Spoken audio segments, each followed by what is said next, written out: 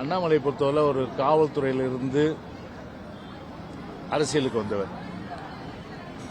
அரசியலுக்கு வந்து இப்பதான் அப்ரெண்டிஸ் இப்பதான் அவர் அப்ரெண்டிஸே. அப்ரெண்டிஸ் காலத்திலேயே அதிகமான அளவுக்கு வாய் கொழுப்புனா அது அண்ணாமலைக்கு தான்.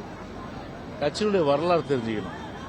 கட்சியை பொறுத்தவரையில் 1972 புரட்சி தலைவர் எம்ஜிஆர் ஆரம்பிச்சு புரட்சி தலைவர் அம்மா அவர்கள் கட்டி காத்து இன்றைக்கு அண்ணன் கழகப்பு எடப்பாடியுடைய தலைமையிலே 2 கோடிக்கு மேற்பட்ட தொண்டர்களோடு ஒரு சிறப்பாக வழி நடத்தப்படுகின்ற இயக்கம் அனைத்து இந்திய அண்ணா திராவிட முன்னேற்ற கழகம்.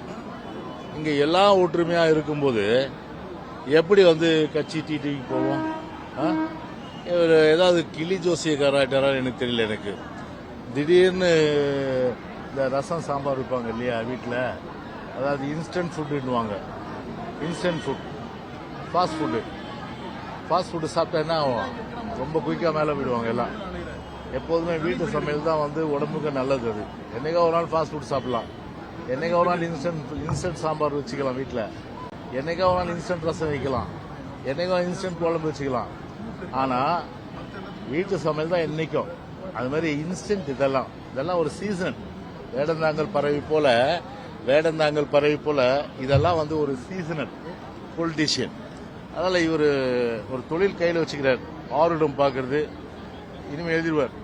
அண்ணாமலை போர்டை போட்டு இங்கே ஆருடம் பார்க்கப்படும், கிளி ஜோசியம் பார்க்கப்படும் சொல்லிட்டு அந்த போர்டு போட்டு வேணா அவர் கீழே உட்காந்து அவர் எதிர்காலத்தில் அவரை பொறுத்தவரை அந்த தொழிலை நடத்துறதுக்கு வசதியாக தான் சொல்றாரு.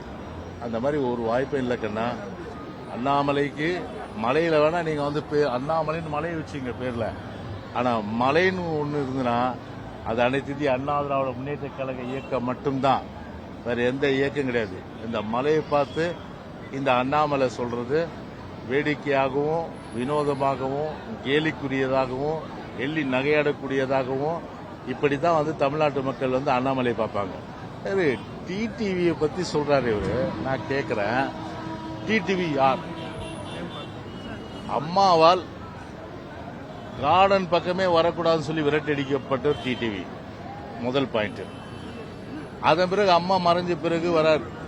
வந்த உடனே ஆர்கே நகர்ல சீட்டு நிக்கிறார்.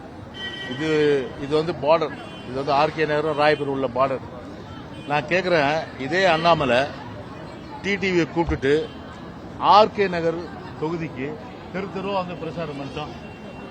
தெருவா பிரச்சாரம் பண்ண முடியுமா? 20 ரூபா டோக்கனு கொடுத்துட்டு ஏமாத்திட்டு போனவர் அதுக்கப்புறம் கோவில்பட்டியில் நின்னாரு, அங்கேயும் தோக்கடிச்சிட்டாங்க. இப்படி தொகுதி மாறி மாறி நிக்கிறவர் தான் யாரு? டிடிவி. அதுல என்னுடைய நண்பர் அண்ணாமலை நல்ல கிளி ஜோசியக்காரர், நல்ல ஆர்வம் பார்க்கக்கூடியவர். அவர் மரத்தடியில் உட்கார்ந்து ஒரு இந்த மாதிரி ஜோசியம் சொல்றது ஆர்வம் பார்க்கறது அதுல நல்ல வருமானம் வரும். அதை தயவு செய்து அதை செய்யணும். அதை விட்டுட்டு தயவு செய்து உங்க கட்சியை பாருங்க. உங்க கட்சி என்ன பெரிய அளவுக்கு வரலாறு இருக்கா? எதை வச்சு அரசியல் பண்ண கொள்கை இருக்கா?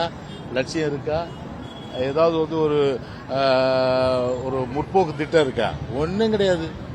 மதத்தை வச்சு அரசியல் பண்றீங்க, மக்களை பிளவுபடுத்த பாக்குறீங்க.